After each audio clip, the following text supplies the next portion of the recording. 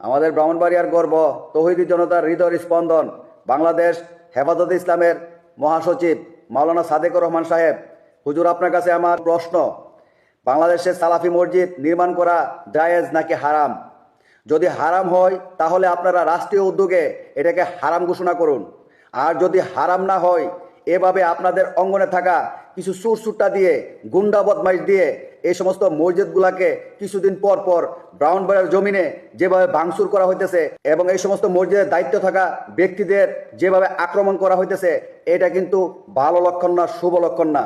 আপনারা ইসলামের হেফাজতকারী, আপনারা ইসলামের হেফাজত করার জন্য সাংগঠনিক দায়িত্ব নিয়ে নিছেন, কিন্তু আজকে ব্রাহ্মণবাড়িয়াতে কিছুদিন পর পর যেভাবে মসজিদ ভাঙা হয় আর মানুষদেরকে কিভাবে আক্রমণ করা হয়, এটা কিন্তু আপনার অজানা না। আপনার জানা সত্ত্বেও, আপনার বোঝা সত্ত্বেও আপনি কিন্তু শুনতেছেন, দেখতেছেন, সব কিছু আপনার চোখের সামনে হইতেছে। তারপরেও আজকে পর্যন্ত আপনার মুখ থেকে তাদের বিরুদ্ধে কোনো কথা আপনার শুনি নাই। আপনার এই নীরবতা একেবারে স্পষ্ট বার্তা দেয় আপনি শিরিককারী, বেদাতকারী, কুফরিকারী এবং আগুন পূজা যারা করে তাদের সমর্থন দিয়ে আসতেছেন। আপনার এই ব্রাহ্মণবাড়িয়াতে অসংখ্য অগণিত শিরিকের আড্ডাখানা আজকে নিরাপদ। এই ব্রাহ্মণবাড়িয়াতে আগুনের পূজা করা হয়, আগুনের পূজাকারীরা আজকে নিরাপদ। কিন্তু সালাফি মসজিদ যখন কেউ প্রতিষ্ঠিত করতে চায়, সালাফি মসজিদ যখন কেউ নির্মাণ করতে চায়, তখন আপনাদের গুন্ডা পান্ডারা তাদের উপর বল প্রয়োগ করে, তাদের উপর